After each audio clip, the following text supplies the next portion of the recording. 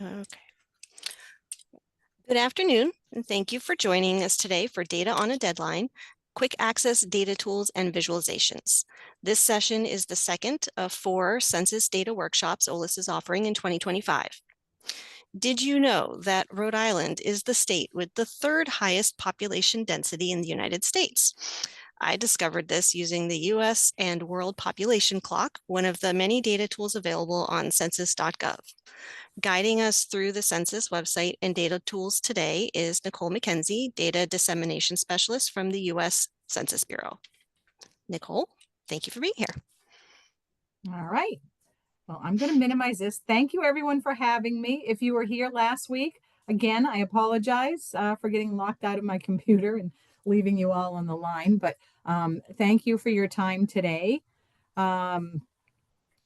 I want to give a quick overview. I work, I've been working for the Census Bureau since 2019. I started doing the decennial census up here in New Hampshire. And I now cover Maine, Vermont, New Hampshire, Massachusetts, and Rhode Island. So that's my service area. And my job is doing what I'm doing today, providing training on how to access some of our many tools that we offer for you all to get that data that will help you with your library planning and marketing and outreach and all of that. So today's session, I'm going to do we only have an hour. I'm going to do a lot in an hour. So very brief, quick presentation. And I'm going to kind of go back and forth to live demos where I'm going to show you the interactive maps page of our website. And then I'm going to actually take you into one of our newer interactive maps that talks about housing. I'm going to look at quick facts, data.census.gov. If you were in our first session, we had more of a deeper dive. We got into data.census.gov, but I want to show you a real quick way to do an address lookup in that tool and actually pull up a profile on your community. I'm then going to go into narrative profiles, which is a great tool, one of my favorites, and very phone friendly. So if you have your iPhone or your what's the other one? The other one. If you have that Android. Android, sorry. And then I'm going to Census Business Builder. I know that a lot of the libraries serve businesses. Maybe they're coming in to write a business plan or use some of the resources that you all have. Census Business Builder is a great tool. It is an hour training on its own, but I want to just show you a quick view of a report in that and kind of what that tool can do. So this is the contact page, my contact page. You'll get this training presentation after. We'll send it all out to you. There are a lot of clickable links in the presentation. If you want a one-on-one or if you want me to do a small group training for your library, your staff, just reach out anytime. I'm more than happy to share my screen and walk you through a personal training session. We also have the Census Academy, which you can access here. You can subscribe, and we have new webinars coming out all the time. Just standard. They wouldn't be customized to Rhode Island until for libraries, but these webinars do provide a great learning opportunity on many of our tools. So the Census Bureau is the federal government's largest statistical agency. We conduct more than 130 different censuses and surveys each year. So we are out there. We have field agents. They're collecting information for the surveys. We have many different surveys, and these surveys can help. They actually help allocate federal funds to the different states. They help with state allocation of funds to towns as well. The apportionment for congressional reps, and also helps libraries and other organizations do your community analysis and outreach, help you with marketing, strategic planning, and then grants. I mean, many of us are looking for grants to fund special programs. Our data is very helpful in grant writing as well. I have 2 slides here that give you an idea. So of the 130 census and surveys that we are conducting, we have, I want to say it's 58 or 59 different data retrieval tools, data access tools on our website. That's a lot of tools. The link is here. I would encourage you, if you have time, when you get this presentation, kind of walk through some of the tools, see if there are any that might interest you. Click on them. Some of them have really good tutorials. Some of them may be confusing. Reach out. I'm more than happy to, again, share a screen with you.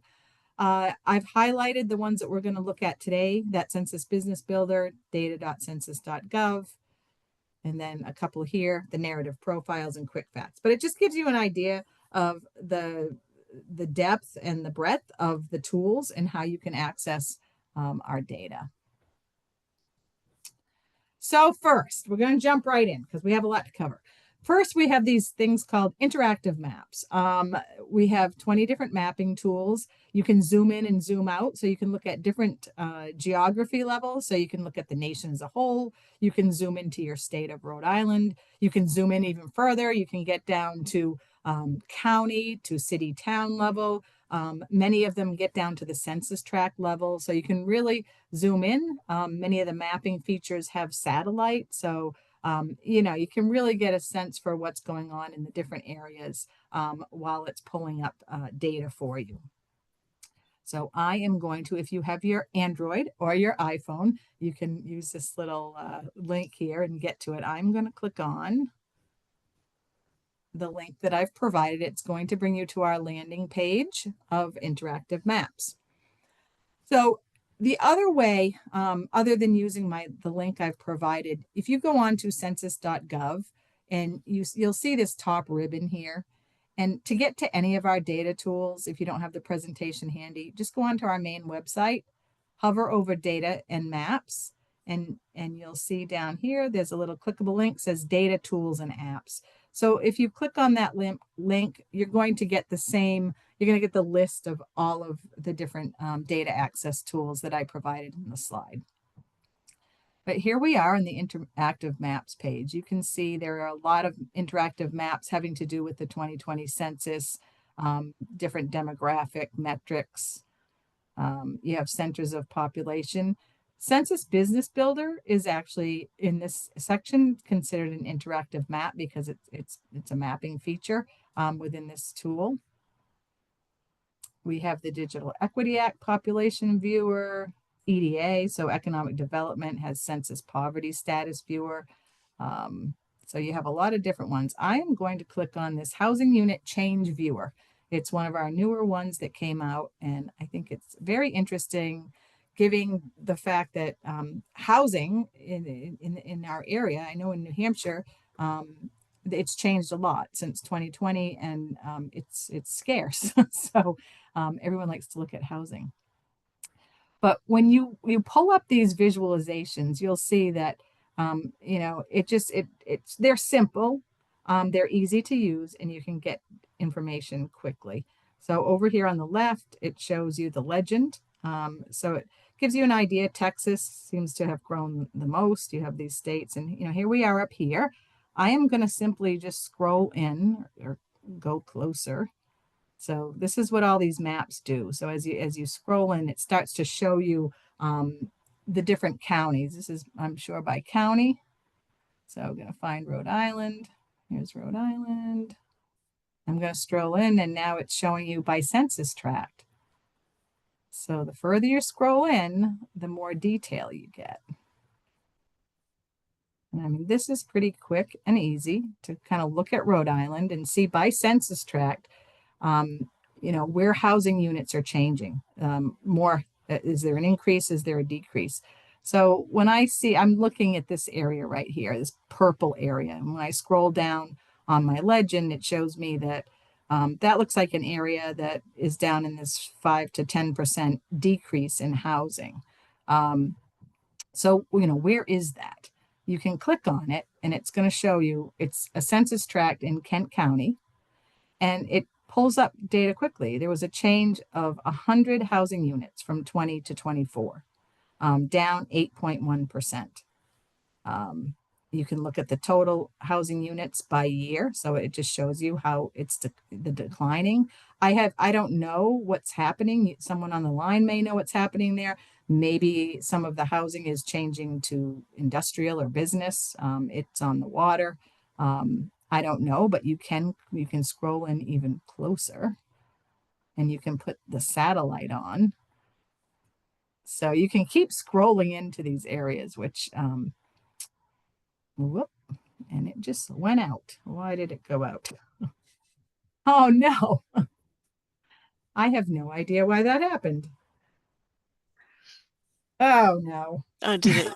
I wasn't sure if you lost the if it just went off the screen or if it just went away. It just seemed to go away. Yeah. I think that was Warwick, and I was just thinking like, oh, it's like waterfront Warwick property. That seems odd that Yeah, it would decrease. I don't know why I can't have any issues with you guys after last week. I am sorry. It's Um, okay. all right, let's go there again. I have no idea. It's never done that before. Okay. Let me go in, scroll in a little bit again. It's all right. But you get an idea of Yeah.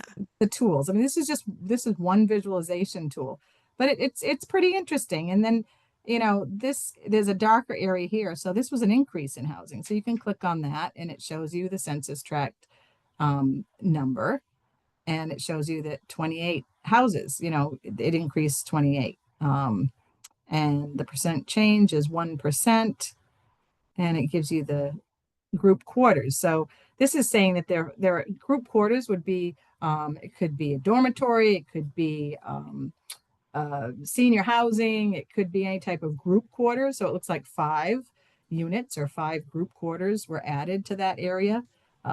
So it just starts showing you more information on it. And as I said again, you can scroll in, and you can get more information as you scroll in. But I am going to bump out of that because I know that we need to get back to the presentation because I have many more things. Look at it, it's doing something. Restore pages. Oh, honest. Okay. All right, here we are. Hopefully it doesn't do that again. Okay, so that's our interactive maps. I would encourage you to go in, scroll around, look at them. There's some really fascinating ones, and these are really easy to use. Now I'm going to get into more of the tools versus the visualization interactive maps. So I want to talk about quick facts first.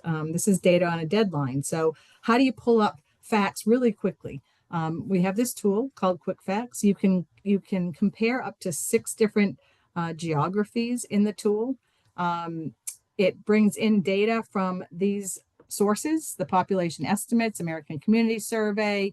It brings in building permit survey information, economic census. So all of these surveys and census sources are driving into this tool that we have called Quick Facts. So I'm going to click the link. Hope it does not disappear. And here we are at the landing page of Quick Facts. So what you do on this page, I'm going to make it a little bit bigger because I think that might help you all. So what you're going to do, it has a lot of information here. You're going to just start typing in maybe towns in Rhode Island, cities in Rhode Island that you want to compare, you want to pull up quick facts on. I'm going to type in Greenville. And you can see as I typed in Greenville, it put it over here on the table. So it has United States on the table. You can cross that out if you want 6 Rhode Island communities. You don't have to use a space for the United States, or you could use it, you can leave it in. But here's Greenville. I want to add a few more. I'm going to add Kingston.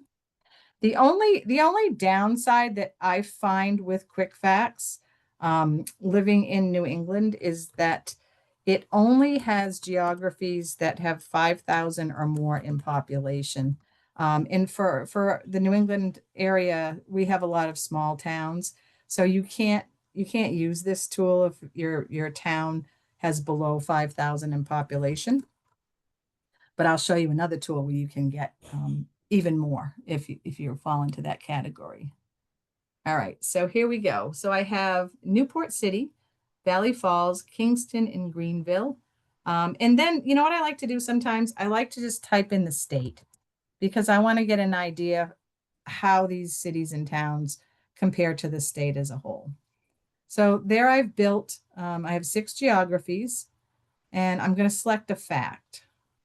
So you just simply click on this. Maybe I want to know person 65 and over percent, which area has the most people that are 65 and older. When you select a fact, what it's doing is it's pulling from this big table, it's bringing that fact to the top, and it's highlighting that. But that fact still is below. So you can scroll down and look at all of the different um, areas. But here you can see quickly that if you were looking for which city or town has more persons 65 and older, you can go across and you can see that Greenville has 31% of its population is 65 and older. And that's quite a bit higher than Rhode Island as a whole. You can also scroll down and look at just the other areas of data that are in this chart. You can look at the age and sex, compare that, compare race and Hispanic origin, population characteristics, how many veterans, percent of veterans. So you can see 15.5% Valley Falls has a high percentage of veterans. But from a number standpoint, of course, Newport does, it's a bigger city, but it just starts giving you information that way. There's information on housing. So you have median value of owner occupied housing. I'm guessing these look low. This is from the 2023 American Community Survey. There is a factor in there for increase as well, but the prices have just kind of gone crazy in New England, so it's probably a little bit lower. But what it does do is it kind of shows you the areas that have the higher value of median value of owner occupied housing, which would be Newport, followed by Kingston. So it's giving you some of that information, gives you family and living arrangements, computer use, education levels, comparing that across the different communities that you select, talks about health, individuals with disability, has economic information in here. When you see NA, sometimes you'll find the communities may be small, so we wouldn't have the detail for some of those smaller communities. A lot of this economic information, you'll see it's for the state or for Newport because it's a city, so it has the sample size is larger. That's why some of the smaller communities, you wouldn't have access to that data at that small level. It gives transportation. Do you have a question? Yeah, I was just going to ask. So you had mentioned before, and just seeing the variety of the information, you'd mentioned that the one data point about the house value was from the 2023 um, American what does that one Community say? survey. Yep. Community survey. Thank you. Yep.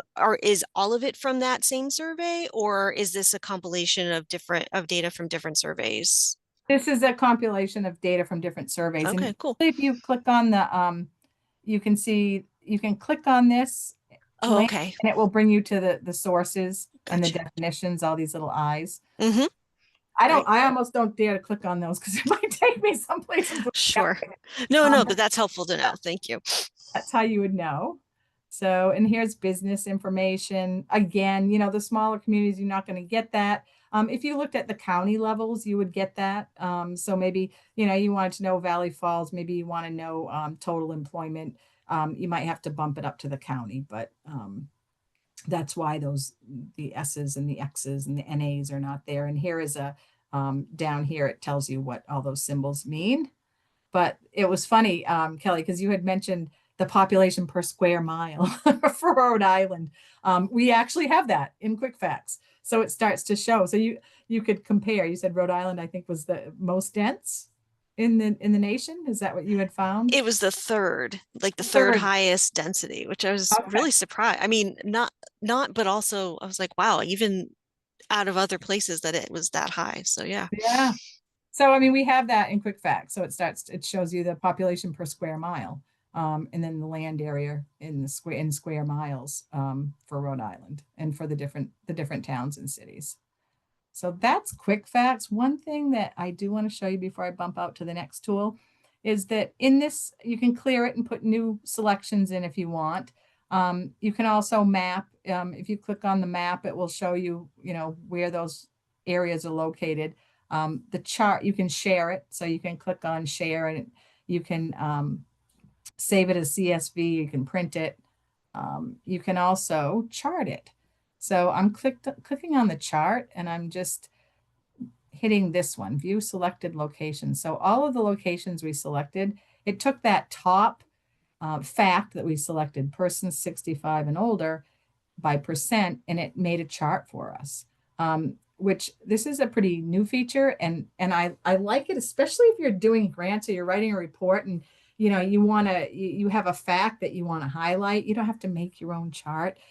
You can get it here and you can just screenshot the chart. Makes it so much easier. You can lift it and put it in a document, and you can change that chart to any of the facts that you saw in the list.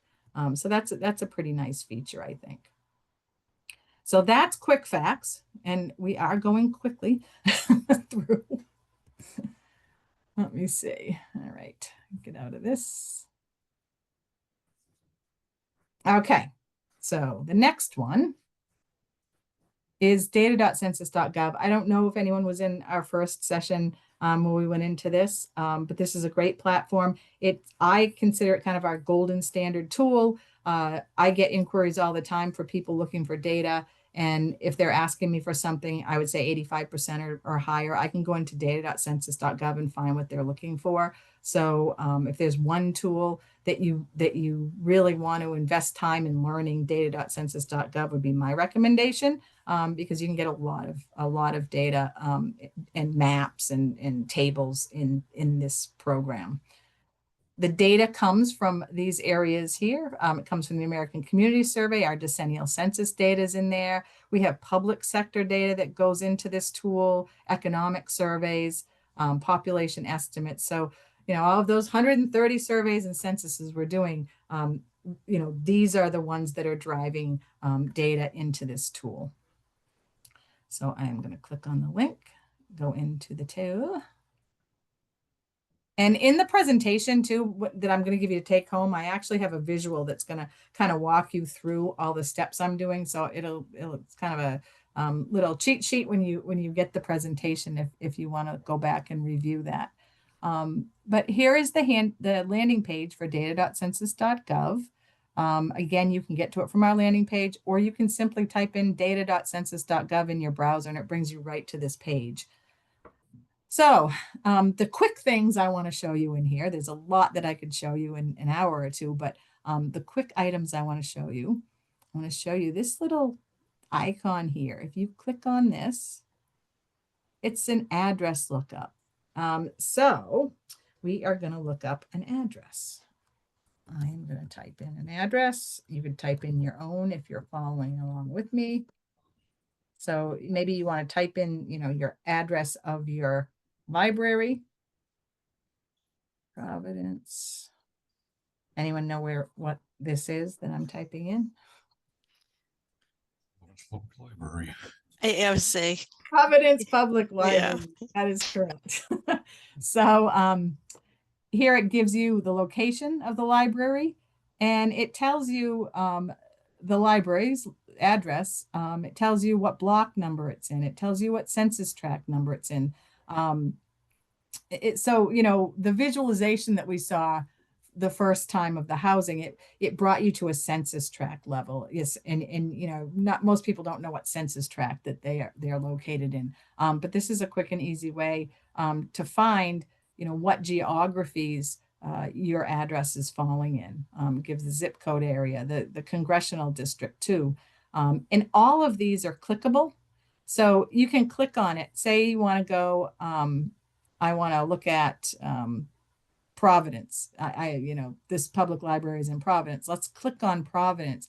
And when you click on that link, it brings you into so many, so many data sets. So right out of the gate, you're brought into this feature of data.census.gov's where you can start seeing there's 3,388 data sets and 15 profiles for Providence City, Rhode Island.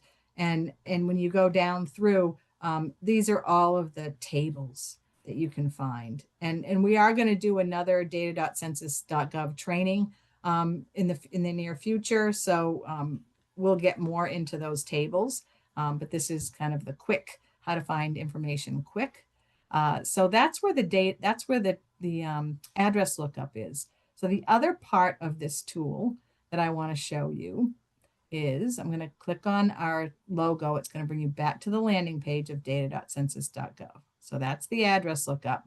And then this is the general search. And I am going to just type in Hope Valley. So you can type in the city or the town where your library is. And simply doing that, it's going to bring up a lot of tables. It's going to quickly show you that the population of Hope Valley is 1,870 from the 2020 decennial. So Hope Valley is a community that you wouldn't be able to find data in Quick Facts, but you can go to this tool. It's below 5,000 in population. Go to data.census.gov for any community for that matter. But you can simply type in the name of the town or the city. And then to find a lot really fast, you go over here to the right and say View Profile. When you click on View Profile, it brings you in. It shows you the map of what Hope Valley looks like, what it's near. And it takes a minute to load. Okay. They were doing updates to data.census.gov today, so hopefully we don't run into any problems with that. But typically data.census.gov works fantastic. So on this landing page, just from typing in the name of your town and clicking the profile, you get a lot of information fast on Hope Valley. So it has a top ribbon. It gives these areas, income, employment, kind of the categories that have other data elements below them. You can also click on any of these little links that are below. So say you really want to dive into the education level closer for Hope Valley. You know, here it is right here. You can click on this S1501. That's a data table from the American Community Survey. So if you click on that, it's going to bring you right into that table. And then you can analyze the table. And that is, you know, our next session, we'll do more of that. But I want to scroll down and show you. As I scroll down on this profile page from data.census.gov, you'll see this top ribbon appears. And I'm actually going through each of these sections as I scroll down. So it was those major headings that we saw when it opened, but it's giving you a little more detail for each heading. So under population and people, it's giving you more detail. So it's showing you the median age in Hope Valley, which is 41.8, a little bit higher than the median age for Rhode Island. I love the fact that it puts in the state as well, so you can get a comparison to see if your community's, you know, older or younger or has a higher income level. It just gives you that comparison to the state as a whole. It then gives you the population pyramid, which is, they all are so different, and a picture tells a story, and these population pyramids really do. You know, you can see, I'm looking at Hope Valley right now, and it looks like, you know, this 60 to 64-year-old group is by far the most numerous group in Hope Valley. But it breaks it out by males and females, and then the age brackets within every 5 years. You can scroll down and see language spoken at home. So 3% speak other than English, whereas Rhode Island as a whole is 23%. So mostly English speaking people in that area. Native and foreign born, older population, residential mobility. So you can see, you can scroll down. There is a lot. Veterans, you got 11.2% veterans in Hope Valley as compared to 4.5% in Rhode Island as a whole. So just starts giving you a lot of fast and quick data on a geography. And you can do this by zip code if you want. You can do this by census tract. So if you wanted to, get all of this detail down to the census tract level, if you know the census tract you're in, you could do that here as well. You can also jump down to any of these categories. So maybe you want to jump down to, I don't know, employment. And what it's doing, it's skipping the scrolling so you can jump right to it. So here it's giving you class of worker, showing you where people work, the percentages, self-employed, 1.7%. Most people work for a private company. Commuting.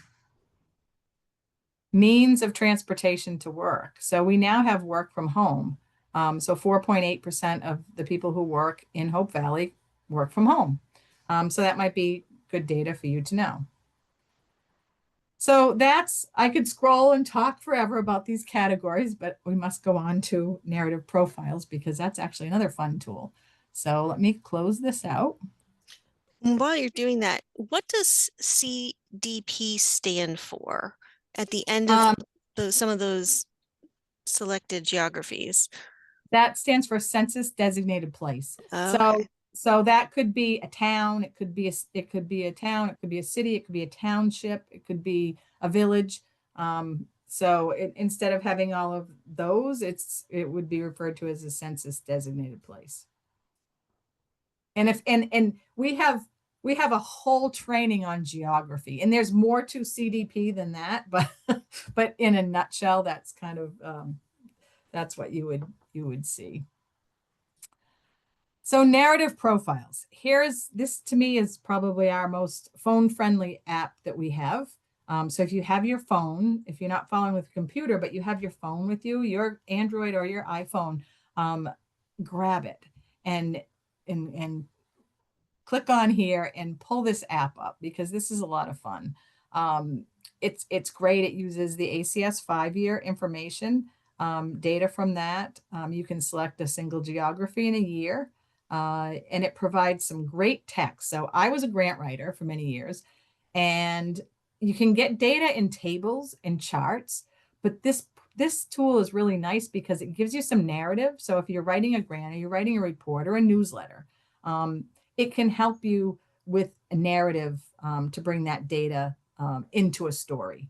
So I am going to click on this link now. And if you're following me with your phone, it's going to pull up the main page. Look a little different on the phone, but pretty much the same. So you can click on any year that you want. You can select your geography type. So you can, select place. We talked about the census tract, county subdivision. That would be a city or a town in New England. So if you're looking for your town, you could just click on county subdivision and find that.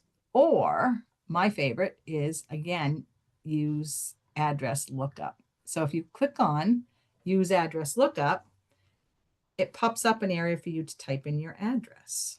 So this time I'm going to type in 145, and you can type in your home address, you can type in your library's address, but I would encourage you to type in an address and see what you get. And anyone know what address this is? What is here? It's a library, and I saw it. It was on, I think it was on your I'm going to guess it's Lincoln Public Library. Lincoln Public Library, and it was a featured library on your website. Oh. So yeah. Anyway, so this is the Lincoln Public Library's address. And when you type in an address, it hopefully finds a match. If it doesn't find a match, maybe try River Street or River RD or, just try it a few different ways. It should pull up your address. But what it does, it shows you, okay, you are in census tract. This address is in census tract 115, and we have a narrative profile for that census tract. We also have the zip code tabulation area, which the address is in, and there's a narrative profile for that. The county subdivision, it's in Lincoln Town. There's a narrative profile that brings all that data for Lincoln in there. Same with the county. It shows you what metropolitan statistical area you're in. So that also has a narrative profile. but I'm going to scroll here. I'm going to get it down to the census tract level. So I'm going to look at the census tract that the Lincoln Public Library is in. I'm going to click on it.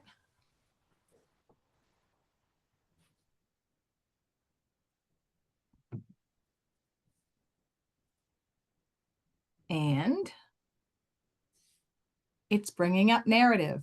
So this is just another great way to pull data for your location or your geography, whatever geography you're interested in.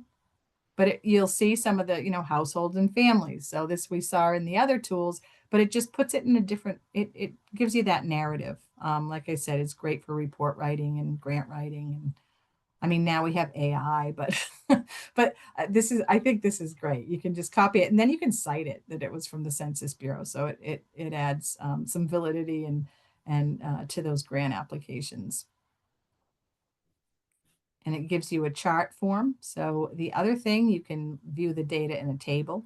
So you have the narrative, but then it also puts it in a table for you. This tool does not have that, clip the chart like QuickFacts does. But I use it's a snipping tool, I guess. So if I see something in here that I like, I'll use the snipping tool and I'll just grab it. And then I'll copy the narrative and use some of it and tweak it. But it's a nice way to start. And again, here's the native and foreign born. So it has a lot of that similar data in a different way, a different format. And it's pretty quick and easy to pull it up.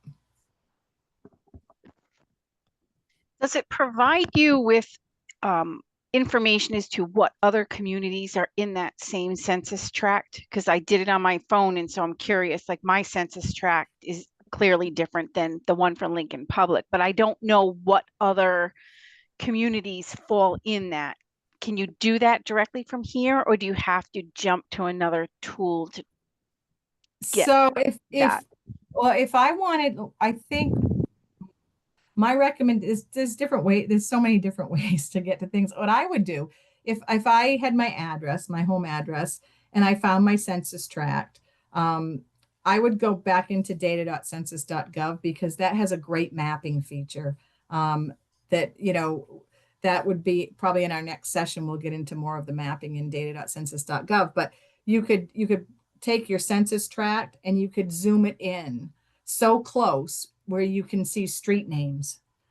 So it'll give you the boundaries. So it'll show you the boundaries of the census tract that you're in. And it'll show you what else is included. So it would, it's a pretty interesting feature. And it also has the satellite feature. So you can really zoom in on, okay, here's my census tract, and this is what else is in the census tract that I'm in. So hopefully that answers your question. Perfect, sure. And I'm happy to pull up a screen and share with you sometime, Kelly, and go through that because it's I think our tools have so much information and a lot of them are fun. And I spend time outside of work sometimes just going into our tools and researching, especially the area that I live in. I know this tool, a lot of times real estate agents will use it because they can put an address in of a listing and it will just bring up all that information of that small community, of different things they might want to promote in their marketing. All right, so let me go back. So that's narrative profiles.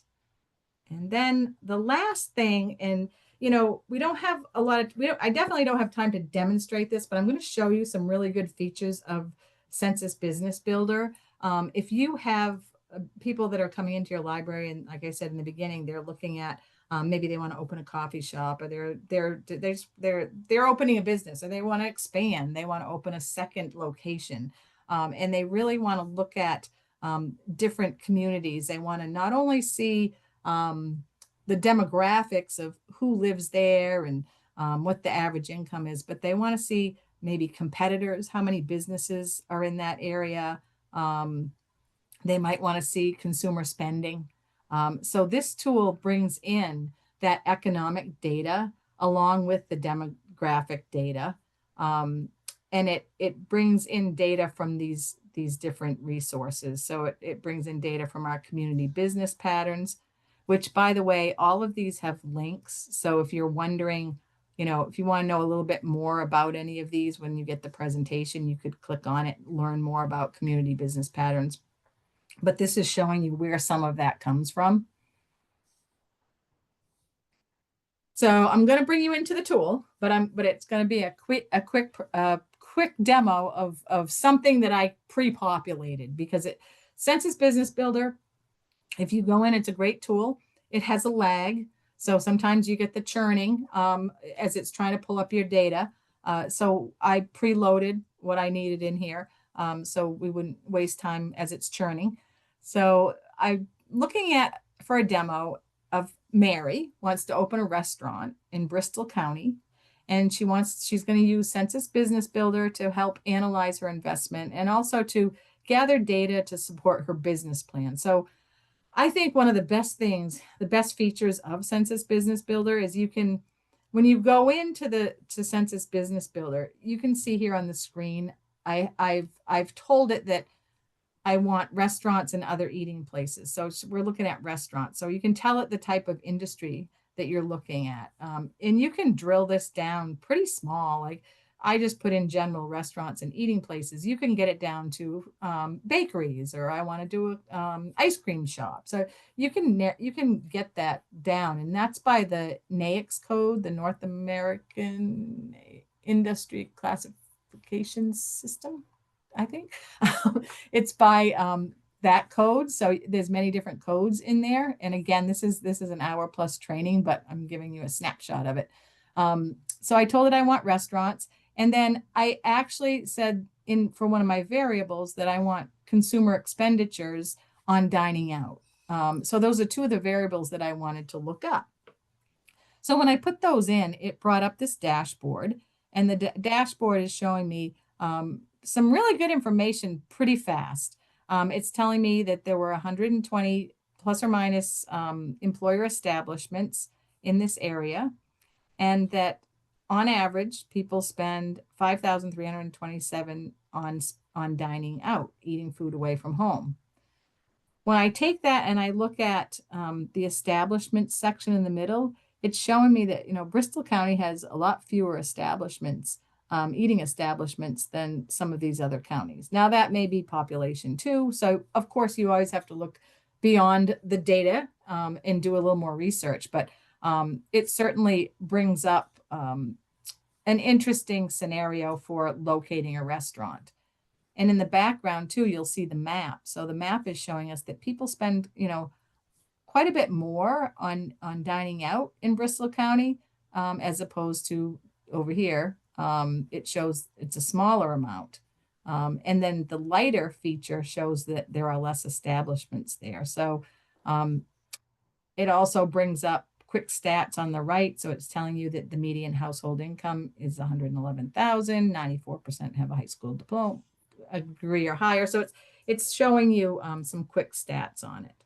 So I'm going to go into Census Business Builder, and I'm going to do two links. So I'm going to click on this link, and it's going to bring you into the landing page of the tool. One thing I mentioned, this tool has Take a Tour, which is a great way to start out. When you go in it, you can click Take a Tour, and it basically jumps around the screen and it tells you what it'll do. There's 43 different little snippets in this tour that give you a really good overview of how to work this tool. So this is one of our interactive mapping tools that actually provide a really good entry tutorial for you in this tour. I'm gonna bear with me just for a sec. I'm gonna go into here. Oh, it didn't, darn it. All right, it took it away when I did that. Okay, here we are. Oh, we are here. Sorry, I'm talking to myself. We're in Nebraska though. Darn it. Sorry, but I'm gonna try to get this back quickly for us. I don't know if it's gonna, Bristol County, I think we're gonna run out of time. I had this preloaded so then I could go to it, but when I just clicked on it, it was gone. And I don't know if that happened early on when I kind of lost my internet. So there's Bristol County, it's bringing that up. And then I went into the industries and I clicked on eating food.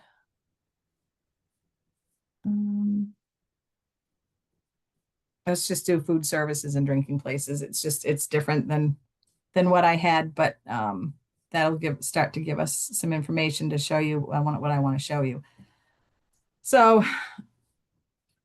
you can type in any different variables. You can type in consumer spending. That's what I did last time.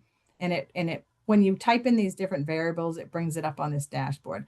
But for all purposes of this very quick demo, what I want to show you is I want to show you the report. So when you give it a few parameters, doesn't matter what you give it for parameters, when you click on the report, it's going to bring up this fantastic report that you could have as part of a business plan.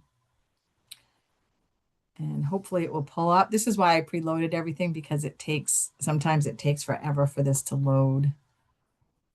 That's okay. It sounds like it's pulling from a lot of different data sources. It does. It does. That's cool. You know what? What do we have for time? Because We're good. We have time. I am going to, let me see. Let me see, because of last time, my computer died. I actually, just in case I had computer programs, I saved the report in a PDF. Here it is. Because I definitely didn't want to let you all down again. So this goes back to the Mary scenario. So restaurants and other eating places. On that dashboard where I hit report and it kind of wasn't doing anything, eventually it will pull up a report, and it pulls it up in the application, but you can also save it as a PDF. So a lot of folks will save it as a PDF, add it to their business plan. It helps if they're going for financing. It may show that, wow, they really did their homework. They have all this great data on the industry that they're looking to open a business in, and also the area as far as who lives there, who works there, what the competitors are. So I'm going to scroll down through this PDF report. It's not the one in the app, but it gives you the same data. So you can start seeing, this is Bristol County.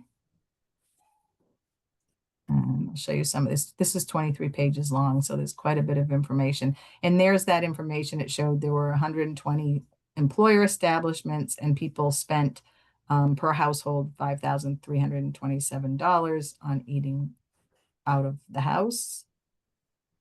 And it's better in a demonstration in the product itself, but here it is. Okay. So here it's talking about the percent of national employment sector. This just gets into some of the national information. Let me get down to the demographics. Okay, so here we are. So this is taking Bristol County, and it is showing you the total population in Bristol County. Remember, we were saying, look at it, and it looked like there were less establishments and people spent a good amount eating out. The population's 50,000, so it's a small county, but there's still a significant number of folks there. You can get some of that other demographic information that we saw in the other tools.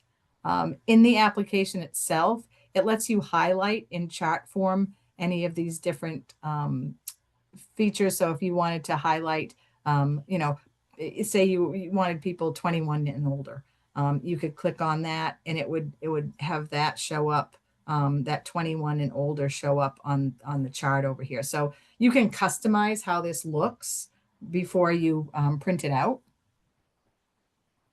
And like I said, this is over an hour training sometimes in this tool alone, but I just wanted to let you know that it's here and what it can do. It starts showing you socioeconomic characteristics for Bristol County. and it compares it to Rhode Island. Housing. So there's more information on housing. I'm going to scroll down through this pretty quickly because we covered some of this socioeconomic and demographic characteristics in the other tools, but I want to get down to, okay, restaurants. So now it's looking at Bristol County and it shows restaurants and other eating placements. So this would be, competitors. Who else has a restaurant or an eating establishment in Bristol County? It gives you a little more detail on them. So many of them are, they have 29 or so that are less than 5 employees, so pretty small. No one establishment has over 100 employees, but you have 6 that have between 50 and 99. That's pretty significant. It starts letting a person know, okay, the average employment per employer is 15, so roughly 15 employees for each establishment on average. The average payroll per employee, 23,593. The population per employer, so of the total population in Bristol County, that would be the population per employer. And in the app itself, there's a way if you don't know what one of these elements mean, like, what does that mean? How do they define that? You can click on it and it will bring up the definition for every single one of these, which is really helpful, because some of them you may not know what it means. And let me scroll down. Starts giving you business revenue per thousand, per employer. So you can get an idea of, what other employers in this industry are making, total revenue. It shows you, how the revenue has changed. Is it going up? Is it going down? And then it gives you information on non-employer. So employer it would be an establishment that has employees. A non-employer business would be pretty much self-employed. Somebody who doesn't have an employee, they're self-employed, or it may be like a family partnership owned business. And there are 14 establishments. It gives you the revenue for that. And then it gives you information on workforce. So if you're going to open a business, you're going to need to know, is there workforce there? What does the workforce look like? How many people are in the age group that I need? What's the educational attainment? And you want to see, has there been job loss or job gains in the area? Maybe there's an industry that laid off and you have workforce available that you could hire. Workforce is always a key factor in opening a business or expanding. Quarterly business information. So this is showing you that for eating establishments from 23 to 24, there was one new business that went in. So it's showing you, it's increasing, but not by much. There aren't a lot of new competitors coming in. But it's also showing you that there aren't a lot leaving, which might be another indicator if you want to expand or go there. So I could, I could go down through this list. I find it so fascinating. Building permits, this is a pretty neat indicator. If you were going to open a restaurant and you saw that there were a lot of building permits and it really went up, there's going to be more housing there, more people, to support your eating establishment. So business totals. This continues on. I know we have 2 minutes left, so I'm going to switch back over and see if anyone has any questions. And just to say thank you too, I guess. So that was quick. Any questions, Kelly? No, I mean, I did have I was very, was going to ask you about like how some of those metrics or, data points were defined. And so explaining that you could get the definition is very helpful because I'm always curious, like, what do they mean by this? So that was my big question. So thank you.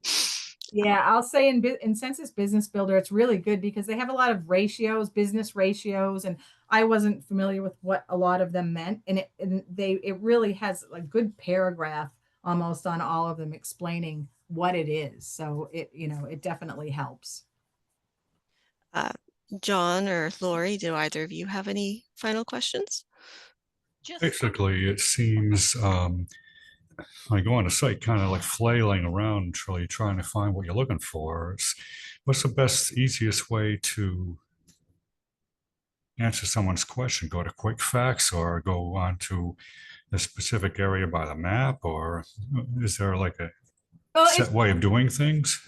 it depends. It depends on what the person's looking for. Right. Um, I go to data.census.gov most Right. of the time. And I go in and I will filter down. We have a deep dive into data.census.gov training. And Yeah. that's where I go most of the time. And I'll narrow it down so I don't get 3,000 data tables because Yeah. nobody has time to look through all that. But if you put in filtrations, of what exactly you're looking for, you might be able to get it down to 10 or 12 data. Right. Yeah. Then you can find what you're looking for that way.